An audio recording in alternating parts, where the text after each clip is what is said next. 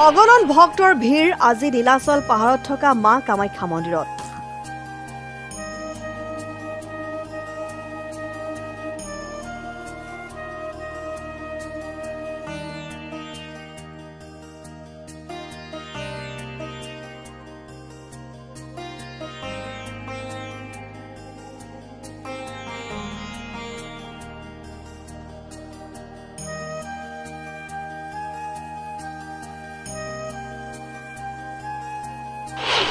শক্তিপীঠ হিচাপে পৃথিৱী বিখ্যাত এই বুৰঞ্জী বিখ্যাত পীঠ।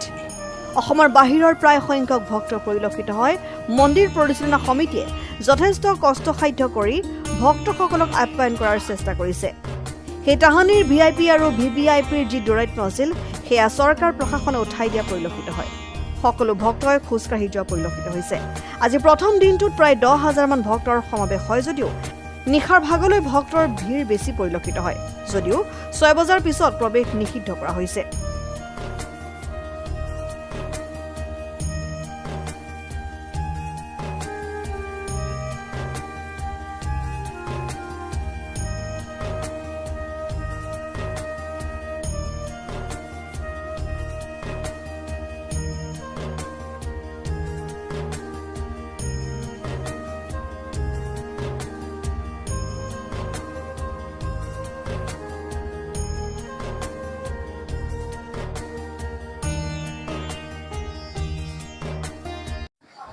আমার নাম স্বামী বাচ্চাগিরিজি মহারাজ।